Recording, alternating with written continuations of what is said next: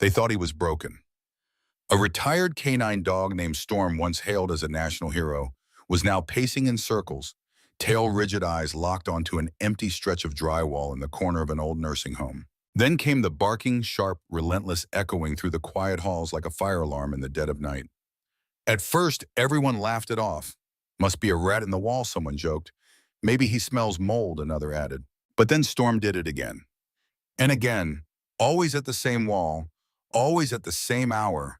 In the look in his eyes, that wasn't fear. That was a warning. Storm wasn't supposed to be here for detection work. After serving 5 years with the Marion County Sheriff's K-9 unit, he was honorably retired after a spinal injury nearly ended his life.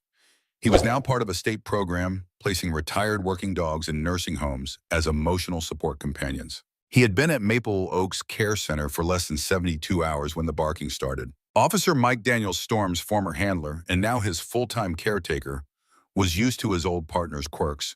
Twitchy paws during thunderstorms, pacing when he heard sirens. But this was different. "Storm, leave it," Mike said, tugging gently on the leash. Storm didn't budge. He just growled, low eyes fixed on the blank white wall across from room 214. "Come on, buddy, it's nothing. Just drywall." But Storm pulled forward again, then began scratching at the baseboard nose pressed against the plaster, like he could smell something no one else could. The wall frankly looked like any other. Off-white, cracked in one corner, a little water damage near the ceiling. There was a mop closet nearby, and an old grandfather clock that hadn't worked in years. But something about the way Storm reacted, ears pinned back, body stiff, gaze locked, sent a chill down Mike's spine. Later that evening, over bad coffee in the staff lounge, Mike casually brought it up to Sandra, the night nurse. "You ever notice anything weird around room 214? Sandra, a woman in her late 60s with tired eyes and a no-nonsense attitude, shrugged. "Weird like what?" "Storm keeps barking at the wall across from it." She blinked. "That wall?" "Yeah." A pause. "Then that whole wing used to be bigger, you know, before the renovation." Mike leaned in. "How much bigger?" "Hard to say. Maybe 1 or 2 extra rooms. They walled it off years ago. Said it wasn't up to code." "Who said that?" "Old management. Place changed hands 3 times in the past decade. Nobody keeps track of what's original and what's not." She sipped her tea. "Why you think your dog smells asbestos or something?" "I think he smells something alive." The next day, Mike walked Storm past the wall again, leash in hand. Same reaction. Barking, digging, whining. But this time something else happened.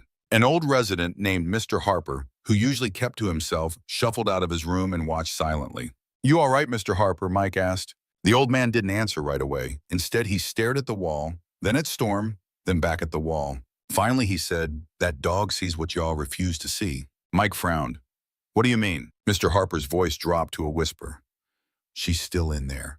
"Who?" The man gave no answer, just shuffled away, muttering something under his breath about ghosts and secrets, and they never let her out. That night, Mike couldn't sleep. He opened his laptop and tried to search for any history about Maple Oaks. No lawsuits, no missing person reports, no complaints on public record. But the place had changed owners frequently, and there were suspicious gaps in the online archives whole years, with no inspection logs or renovation permits. He leaned back in his chair. "What are you trying to tell me, Storm?" The dog curled on his blanket nearby didn't move. By the 3rd day, staff started complaining. Storm's barking was too loud. Residents were getting agitated. The administrator, Ms. Lovett, pulled Mike aside. "Officer Daniels, I understand you're very fond of your dog, but we can't have this kind of disruption. If he keeps this up, I'm afraid we'll have to remove him from the building." Mike tried to reason with her. "What if he's trying to tell us something?" Ms. Lovett's face darkened. "It's just a wall, officer. Let's not go chasing ghosts. Sometimes ghosts are just unsolved crimes." That didn't go over well. "Hey, if you believe dogs, like Storm, deserve more than just medals and that their instincts can save lives, make sure to subscribe to our channel, Heroes for Animals. We tell the stories that others ignore." That evening, Mike waited until the halls were empty. He didn't want to get fired or fined, but he also couldn't shake the feeling that Storm was right. He returned to the wall Storm beside him and pressed his ear against it. Nothing. But when he knocked lightly, 3 taps, Storm growled. Mike pulled out a flashlight, crouched down, and examined the floorboard carefully. Then he saw it. A thin hairline crack, almost imperceptible, running vertically along the drywall. A poor patch job. "Somebody sealed something back here," he murmured. He pulled out his multi-tool and began to scrape gently at the wall. Storm stood perfectly still, tail low, body tense. The tip of the tool scraped something metal. Mike froze. Then came a sound so faint, he almost thought he imagined it. A thump from the other side of the wall. Not a pipe, not a rat, a human hand, knocking back. Mike stumbled back, heart pounding. Storm growled again, louder this time. Somewhere down the hallway, a resident's call light pinged. Mike didn't move. He stood frozen, staring at the wall. There was someone in there. Alive. He dialed 911. As the phone rang, he looked down at Storm and whispered, "You were right." Storm just stared at the wall, silent now. Watching, waiting. Because whatever was behind that wall wasn't done waiting yet. The 911 dispatcher didn't believe him at first. "You said you heard someone knock from inside the wall." Mike gripped his phone, staring at the drywall as Storm stood beside him, tail stiff, still watching. "That's right," Mike said. "It wasn't a pipe. It wasn't settling wood. It was a knock. 3 taps. Deliberate." The dispatcher hesitated. "Are you in immediate danger?" "No," he said. "But someone else might be." Emergency services arrived 11 minutes later. Mike met them outside, not wanting to raise alarm among the residents. The place was quiet, too quiet. The kind of quiet that only deepened the unease. Firefighters brought thermal scanners and ground-penetrating radar. One of them, a young guy named Cruz, studied the readings and raised an eyebrow. "There's an insulated gap behind that wall," Cruz said. 2 feet wide, maybe 10 feet across. Could be a sealed utility room. "No," Mike said. "There's something moving in there." Cruz didn't argue. He just nodded to his team and started prepping the tools. Inside, Storm sat in front of the wall, ears perked up, eyes sharp. He hadn't barked since the night before.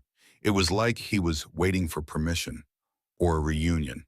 The first strike of the sledgehammer echoed through the hallway like a shotgun blast. Plaster cracked, dust floated.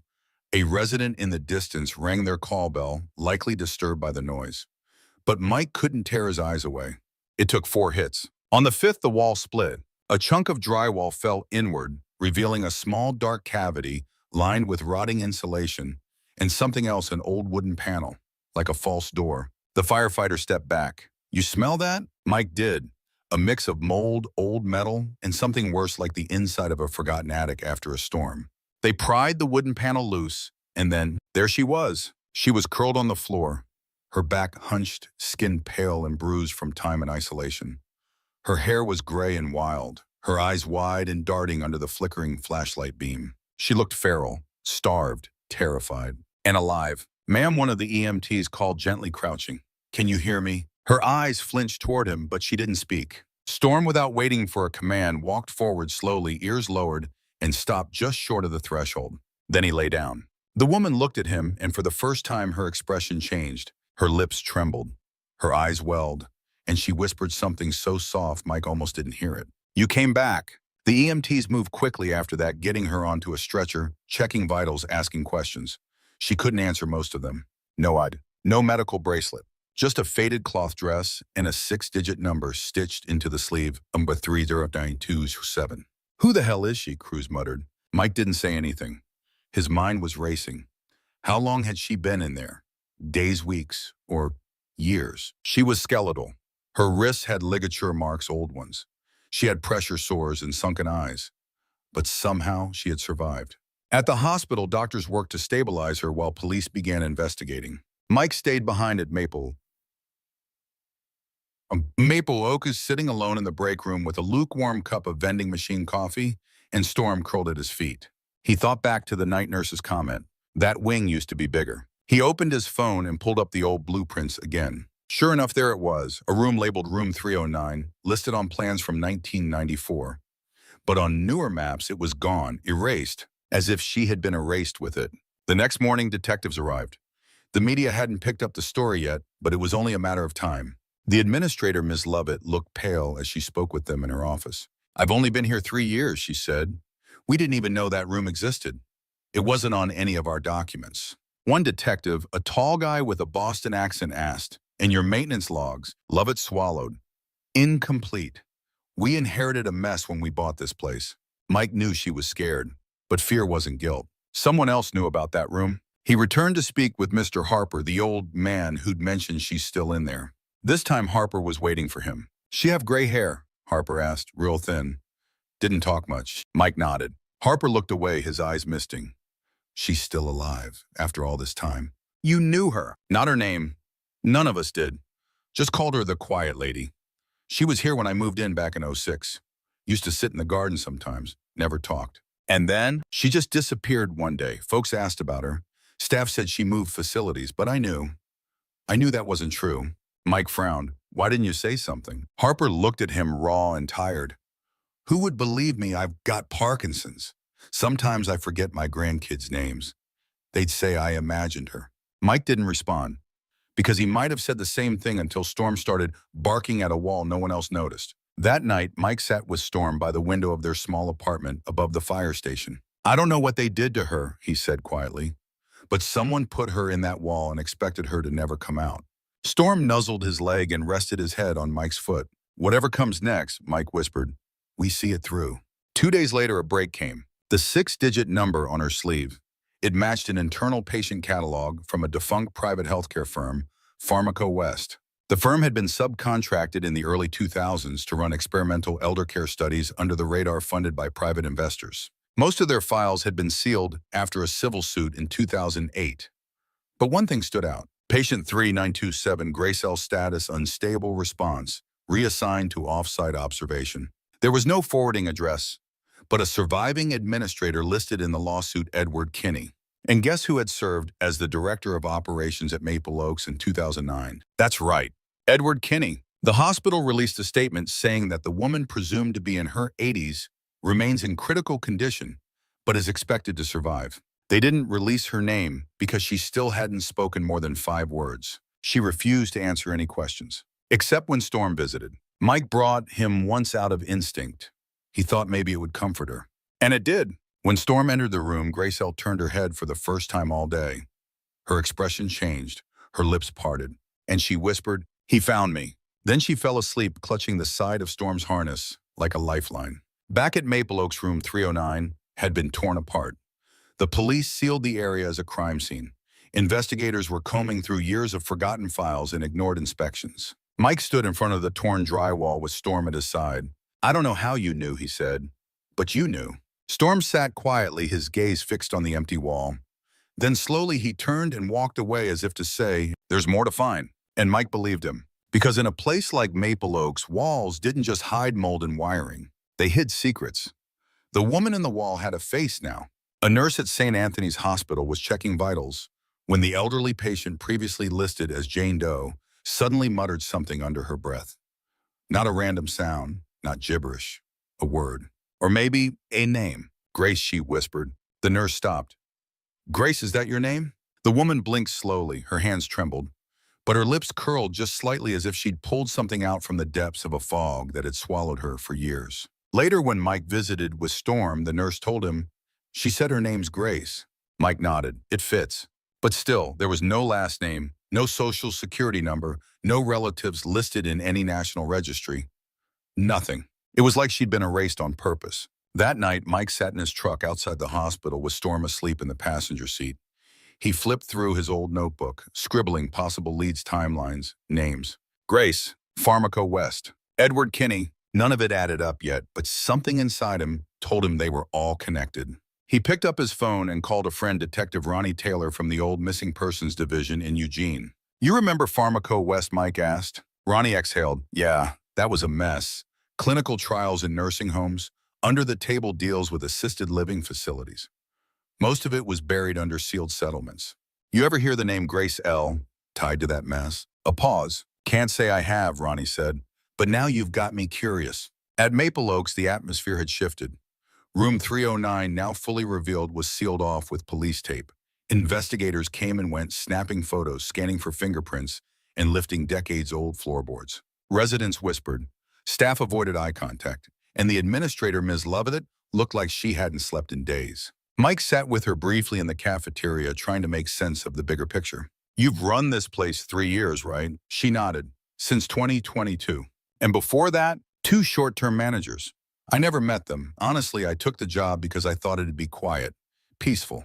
Did you ever come across the name Kinney? Her fork paused midair. Kinney, as in Edward Kinney. Yeah, I've seen it. Once or twice, on old invoices, the man who hired the original maintenance crew. But that's all I know. Why? Mike didn't answer right away, because in his gut, he knew this went deeper than a single woman trapped behind a wall. This was about what had been done to her and why nobody ever came looking. The next morning, Detective Taylor called back. I dug through some sealed records, he said. Off the books. There's a Grace Louise Abbott, born 1943, no death certificate. Last known address, a care home near Salem, also managed by Pharmaco West. Mike's pulse quickened. How'd she end up here? That's the thing, she didn't. There's no transfer paperwork. No admission logs. She just vanished from the system in 2006. That was the year Mr. Harper said the quiet lady disappeared. Taylor added, there's a theory that some of these memory loss studies were more like containment programs. They isolated high-risk patients, those with early onset dementia, mental illness, or unpredictable behavior, and used them to test unauthorized meds. No oversight, no follow-up. And when funding dried up, they disappeared. Mike hung up and looked down at Storm, who was now sitting beside the torn-up wall of room 309. His ears twitched. His body was tense alert again. You smell some... Mike asked. Storm didn't bark. He just moved forward, nose low, tracing the perimeter of the room. Then he stopped at the far corner, right beside an old radiator, half sunken into the floor. Storm scratched lightly at the floorboards. Mike pulled out his pocket knife and pried up a loose panel. There, wrapped in plastic and tucked beneath the boards, was a leather-bound notebook, old, frayed, stained by time. He opened it carefully. Most of the pages were blank, but near the middle in shaky cursive were scattered entries. Day 14, they told me the trial would be short. Just 60 days. I haven't seen the sun in weeks. Day 33, the walls are closing in, literally. They say I'm unstable. I say they're murderers. Day 47, I hear a dog barking sometimes, but I think it's only in my head. Day 100 plus. They gave me a shot today. I woke up in darkness. No one comes anymore. No more food, no light, only sleep. Mike swallowed hard. Jesus! He flipped to the last page. There was a single name scrawled in large, trembling letters. Kinney. The notebook changed everything. Mike delivered it to the investigators, who opened a formal case against Pharmaco West and began tracing every name tied to the abandoned memory study program. Kinney, who had since relocated to Arizona under a different business name, was now being pursued for questioning by state authorities. As the story hit local news, elderly woman found alive behind wall after 17 years, Storm became an unlikely celebrity. The canine who wouldn't stop barking had become a symbol of vigilance and compassion. People sent cards, treats, even a custom-stitched patch for his harness, Storm the Truth Seeker. But Mike knew this wasn't over. He returned to the hospital later that week to visit Grace. She was sitting up now, eyes clearer, though still fragile. A nurse was brushing her hair when Mike entered the room with Storm. Her face lit up. Storm, she said quietly. Mike smiled. You remember his name? Hard to forget a dog who saves your life, she whispered. He sat down beside her. We found your journal. Her expression faltered. They kept it under the floor. I think they were hoping no one would ever read it. Grace nodded slowly, staring at the window. They said I was dangerous, she said, because I wouldn't cooperate, because I asked questions. I used to be a nurse, you know. I saw what they were doing. The others were too afraid to speak. And they locked you away. She turned her gaze towards Storm. But he heard me, all these years later. He heard me. Mike walked out of the hospital that evening with a weight in his chest, not guilt, not sadness, resolve, because Grace wasn't the only one. If one woman had been hidden, how many others had vanished in similar ways? And what if Storm had never barked at that wall? Back home, Mike took Storm for a walk down Main Street. Locals waved at them. One kid even shouted, "That's the hero dog." Mike chuckled and rubbed Storm's neck. You're not just a hero, buddy, he said softly. You're a damn miracle. As they passed a shop window, Mike caught his own reflection. His uniform, his partner, and something else. The knowledge that even in a world full of noise, sometimes all it takes is one bark in the right direction to change everything. Storm wouldn't stop pacing. It had been 2 nights since Mike handed Grace's notebook over to the state investigators, and ever since Storm had been on edge, restless alert, patrolling the apartment like he was expecting someone to knock on the door or break through the wall. Mike leaned back in his recliner, rubbing his temples. You miss her, don't you? He said quietly. Storm stopped at the window, peering through the blinds at the quiet street outside. His ears twitched. His nose lifted like he was tasting the air for something no human could sense. There was something unfinished in him. Mike felt it too. Because Grace was safe. But this story wasn't. 3 days after the notebook discovery, Mike was invited to a closed-door meeting with two investigators from the Oregon Attorney General's office and a forensic auditor brought in from Sacramento. They weren't calling it a criminal investigation yet, not officially, but they were walking a tight line around something big. Kinney, the man Grace had written about, was proving hard to pin down. He'd sold his ownership stake in Pharmaco West years ago before lawsuits started to surface. He'd gone quiet, legally protected, behind layers of shell companies and overseas accounts. And yet, there's a paper trail leading right to Maple Oaks, one of the agents told Mike. He approved the last renovation before Room 309 vanished from all internal maps. So he knew, Mike said, knew, ordered, possibly designed it. And what about Grace? Why was she still there after all those years? That's when the forensic auditor pulled out a stack of documents, handwritten memos, scans of old invoices, a printed email chain dated 2007. Mike skimmed through them. One memo stood out. Patient 3D9227 has exceeded observation window. Do not reassign. She is no longer compliant. Prepare long-term suppression protocol. It wasn't medical. It wasn't clinical. It was tactical, like she was a problem that needed to disappear. Later that evening, Mike drove back to Maple Oaks, not as a cop, not even as a handler, but as someone who knew there were still ghosts left in that building. Storm sat in the passenger seat, his gaze locked on the facility as they pulled into the lot. The crime scene tape around room 309 had been taken down, but the air still felt heavy. Inside, the halls were quieter than usual. A few residents shuffled by in slippers and robes, whispering as Mike passed. A nurse offered a weak smile and said, "You're the one who found her, right?" He nodded. "God bless that dog," she said. "We had no idea." Mike didn't say what he was thinking. You had no idea, or you chose not to know. He headed straight for the maintenance wing, an area he hadn't explored before. It was tucked behind the laundry room, down a narrow hallway that smelled like bleach and dust. A man in coveralls sat on a stool by the boiler, reading an old issue of Popular Mechanics. He looked up. "You looking for something?" he asked. "Name's Mike Daniels. I'm the one who found room 309. The man's face tightened. "Yeah, I figured you'd come around. You were working here when that wall was built." The man name tag read. Dennis nodded once. "I was told to seal it," Dennis said. "Didn't ask questions." "By who?" "Back then it was Mr. Kinney's people. They said it was for insulation, reducing noise complaints from the psych cases. That's what they called it. Told me not to worry about permits." Mike studied him. "You knew there was someone inside." Dennis rubbed his face, suddenly looking older. "I heard things. Scratching, crying. I told the supervisor. He said it was just air vents. Or rats, but I knew better.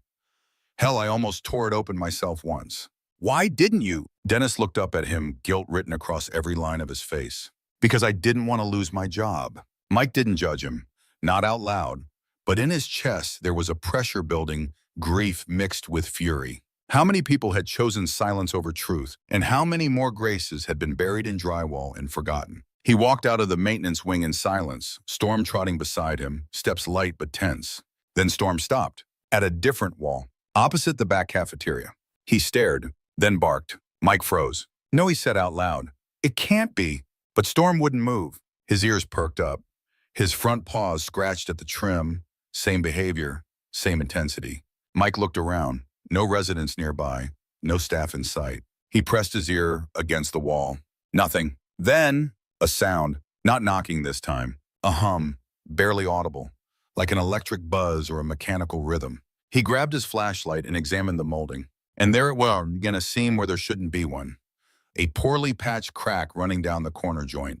Storm barked once more, then sat eyes still locked on the wall. Mike returned the next morning with a warrant. He brought 2 detectives and a structural engineer from the county. "I need to open this wall," Mike said, pointing. Again, one detective asked, "You think there's another room?" "I think there's another secret." Storm stood beside him, silent now but poised, ready. The engineer brought out a scanner and confirmed it a gap. Not large, not human-sized, but something was back there. They opened it carefully this time. No sledgehammer, just precise cuts through old plaster and paneling. And behind it, a chamber. No doors, no vents, no light, just boxes. Inside were dozens of manila folders, sealed baggies, and cassette tapes, all carefully labeled, all bearing Pharmaco West's old letterhead. They'd found the archive, patient records, dosage charts, experiment logs, names, photos, dates. Some files had red X's over them. Others were tagged with status updates like inactive or terminated. Grace's number 309207 was listed in multiple places. One entry read, subject non-compliant after week 8. Response unstable. Transferred to manual isolation per Kinney directive. Another, observation phase terminated. Retain physical subject for long-term silence protocol. Mike couldn't breathe. This wasn't medicine, this was containment. That evening he sat in his truck again, with Storm staring at the nursing home under a darkening sky. I don't think she was the only one, he said quietly. Storm didn't move, but Mike could feel his presence, steady grounding, watching. What if there were more trials, other facilities? What if Kinney did this somewhere else? He looked at the file in his lap, Grace's full record. And at the bottom of the last page, Phase 3, Site Expansion Proposed Locations, Idaho, Utah, West Texas. He turned on the radio, static, then a song, some classic country tune humming about forgotten roads and buried sins. The kind of song you don't really listen to until the words hit you in the right moment. Sometimes the truth don't knock, it scratches at your door. Mike reached over and placed a hand on Storm's shoulder. You ready for one more? Storm finally turned toward him, wagged his tail once, and gave a soft, low bark. That was a yes, because Storm didn't chase ghosts. He chased what the world tried to forget. Mike had driven through 4 states in 3 days. Oregon to Nevada, Nevada to Utah, then finally Arizona. Storm sprawled across the backseat of the truck, lifted his head every few hours to watch the desert roll by his eyes, sharp but quiet, like he knew where they were going, even if Mike didn't. The folder lay on the passenger seat, its edges worn from handling. Inside were photocopies of patient records, faded notes, and one name circled in red ink again and again. Edward Kinney. Grace's final journal entry didn't name anyone else, just him. Over and over. Mike had stared at that page too many times. After the discovery of the hidden archive behind the cafeteria wall, state investigators had been granted broader access to sealed records from the now-defunct Pharmaco West. It didn't take long for one name to appear at the top of every questionable transaction. Kinney had dodged accountability for nearly 2 decades. He didn't show up in lawsuits, never faced criminal charges, never spoke to the press, because Kinney knew how to vanish without disappearing. But that was before Storm scratched open a wall. According to the latest intel, Kinney was living under a new identity, David Ellison, in a private retirement community outside Scottsdale, Arizona. Gated, expensive, quiet. A good place for ghosts to hide in plain sight. Mike wasn't sent by the state, not officially. The paperwork was still grinding through bureaucratic mud. But he wasn't about to wait for a green light while the man responsible for burying people alive watered his desert lawn. He wasn't going down there to arrest him. He just wanted Kinney to look into Storm's eyes and remember. The sun was just starting to sink when Mike pulled into the Whispering Palms Senior Villas. The whole place looked like it had been designed to erase guilt. Stucco villas in beige and coral tones, palm trees rustling, golf carts humming, fake smiles everywhere. Mike parked outside Villa 6B. He didn't ring the doorbell, he just knocked 3 times. A moment later, the door creaked open. The man who answered was in his 80s. Thin, bald, tan skin, too tan for someone who claimed to be homebound. But the eyes, they were cold, surgical. Mike didn't say his name, just stepped back and motioned towards Storm. Storm walked up to the doorway and sat right in front of Kinney and stared. Kinney stiffened, just for a second, but Mike saw it. You remember him? Mike asked quietly. Kinney blinked. You've made a mistake. No, you changed your name. That's not a mistake. That's intent. I'm not who you think I am. Mike stepped forward, lowered his voice. Grace Abbott, patient 3-9207. You locked her in a wall. Kinney didn't move. His expression didn't change. But something in his jaw tightened. She's alive, Mike said. She survived. That got a reaction. Just a twitch of the mouth. Mike stepped even closer. She remembers you. Kinney's voice was calm when it came, almost gentle. She wasn't supposed to survive. The words hit harder than a punch. Mike felt his hands ball into fists. Storm growled softly, his body tense. What the hell does that mean? Mike snapped. Kinney shrugged. We were told to test the limits of isolation therapy, memory detachment, neural repatterning. Grace was the final phase. She was a person. She was an anomaly. Resistant, non-responsive to sedation, uncooperative. We were ordered to remove her from the study. So you buried her. Kinney didn't answer. Mike took a deep breath. He wasn't here to throw punches. But it was getting harder by the second. You know what we found behind that wall, he asked. Your conscience. No, your legacy. Mike tossed a small object at Kinney's feet. A metal tag, 309-207. Kinney stared at it. Mike continued. The state of Oregon is preparing charges. Civil suits are coming. Grace's story is national now.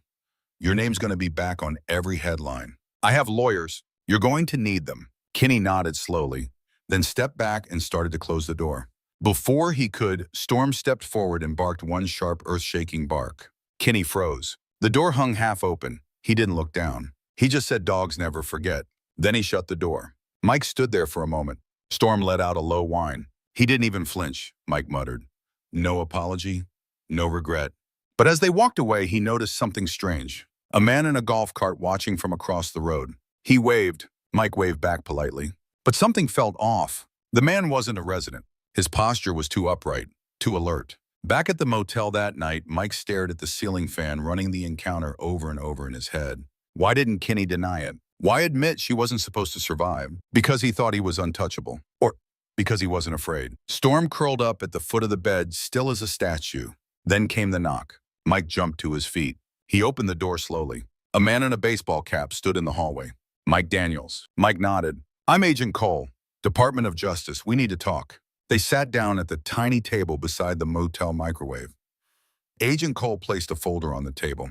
You're not the only one who's been digging. Mike raised an eyebrow. Cole opened the folder. Inside were photos of other facilities similar to Maple Oaks across the Midwest and Southwest, all once affiliated with Pharmaco West or its partner firms. We've identified 6, Cole said, all with unexplained patient disappearances, gaps in inspection logs, falsified medical records. And Kinney. Not just Kinney, Cole said. There's a network, investors, consultants, medical boards that look the other way. We're talking about a conspiracy that spans over 20 years. Mike exhaled. Grace was the key that unlocked it, Cole said. And your dog? He kicked the damn door in. The next morning, Mike stood outside the hospital again. He had something to tell Grace. Inside, she sat by the window in a recliner wrapped in a pale blue blanket. Her hands were steadier now, her face more present. Mike sat beside her. Storm curled up at her feet. They know, he said. The feds. They're investigating. You're not alone in this anymore. Grace nodded. Her voice was quiet. I kept wondering if I'd made it all up, if it was just in my head. You didn't. I tried to scream, she said, for years. But the walls, they swallowed everything. Mike looked at her. But he heard you. She smiled faintly and reached down to pet Storm. Not all heroes wear badges, she said. Some just bark at walls. The story hit national news that week. Woman found alive behind wall hidden for 17 years in abandoned medical experiment. Public outcry followed. Congressional hearings were called. Kinney was subpoenaed. Investors panicked. But for Mike and Storm, the world didn't change overnight. They still went on walks, still stopped at the coffee shop where Storm got a free pup cup, still made time every Thursday to visit Grace. Because justice wasn't just about headlines. It was about showing up again and again when others look away. One evening as the sun set behind the hospital, Grace looked out the window and said something Mike didn't expect. There are others. Mike leaned in. Others? Grace nodded. I heard them. Before the wall went quiet, whispering, crying, scratching.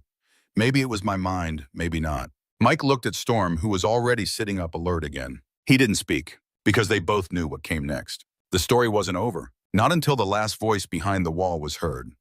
The tip came in through an anonymous voicemail. A woman's voice, raspy and distant, left a message on the county hotline. There's another place, out near Lake Elsinore. They called it a recovery center, but people went in and didn't come out. Look for the name Silver Pines. Look for room 207. No name, no number. Just that, and then the line went dead. Mike listened to it twice before playing it for Grace. She was sitting upright now, stronger every day. She still didn't like the overhead lights in the hospital room, too sterile, too bright. But her memory had sharpened. She remembered details, faces, layouts, procedures. When she heard the message, her hands started shaking. I've heard of that place, she whispered. One of the trial sites they never talked about. They transferred people there if they resisted conditioning. I think they called it deep phase therapy. Mike looked at her. Do you think anyone might still be there? I don't think, she said. I know. The authorities were cautious this time. The investigation into Pharmaco West had evolved into a full-scale federal probe. 6 different facilities across 4 states had been identified as experimental containment centers, with Silver Pines listed among them. But due to property changes, defunct LLC ownership, and miles of bureaucratic red tape, no one had yet entered the building. Until now. Mike wasn't law enforcement anymore, but he'd been invited to observe unofficially thanks to the DOJ's appreciation for the case he cracked wide open with Storm. When he arrived at Silver Pines, the sun was just starting to rise. Storm jumped down from the truck, nose twitching, as soon as his paws hit the ground. The place looked like it had been abandoned for years, peeling paint, overgrown weeds, broken security lights. A sign near the gate still read, "Private Facility, No Admittance." Mike stood with Agent Cole and two other federal agents in tactical gear. "You sure you want to walk this one with us?" Cole asked. "I walked the last one," Mike said, motioning to Storm, and he ran it. The front lobby of Silver Pines was a ghost of a promise. The receptionist desk had been stripped, the furniture gone, wallpaper curling at the edges like dead leaves. But the power still worked, and the elevator, old wheezing, still hummed. Mike and Storm followed the agents down 2 flights of stairs into the basement. The air turned colder, metallic, and Storm began to growl. Low, steady, focused. He walked straight past the first hallway and stopped at a door marked 207, the exact number from the voicemail. Agent Cole signaled his team. They opened the door, carefully, flashlights on, weapons drawn. It led into a narrow corridor, a tunnel really lined with faded blue tiles and exposed wiring. At the end, another door, this one heavy, reinforced, locked with an old keypad. Storm barked once, then stared. Mike stepped forward. "Do it." They breached the door, and what they found made even the agents go silent. Inside room 207 were 4 beds, 2 of them still occupied. 2 elderly men restrained by cloth ties, eyes wide and sunken, blinked in the sudden light. The smell of antiseptic and mold hung thick in the air. They were alive, barely. Beside them were trays of untouched food, plastic bags of IV fluid, and a wall of paper files logged by hand. Names, dates, dosages. And just like before, most of the files had red slashes. Except 2. The agents quickly called for medical evac. Mike moved slowly toward one of the patients, a man in his 70s, who stared up at the ceiling, his lips moving without sound. Mike knelt beside him. "It's okay," he whispered. "You're safe now." The man turned his eyes toward Storm. Then with a hoarse voice whispered, "Is it finally morning?" In the following weeks, Silver Pines made national headlines. The discovery of live test subjects in an abandoned memory care center shocked the country. Lawsuits poured in. Politicians scrambled to distance themselves from past campaign donors tied to Pharmaco West and its affiliates. But none of it surprised Mike, and none of it surprised Grace. "I told them," she said when she watched the breaking news from her hospital bed. "I told them there were others." Storm lay at her feet, tail thumping. She looked at him and smiled. He knew it before any of us did. Mike was offered a push with a new federal task force, oversight for elder care fraud, investigative outreach for long-term care violations. He turned it down, not because he didn't care, but because he already had a mission. He and Storm began traveling to facilities across the country, sometimes invited, sometimes not.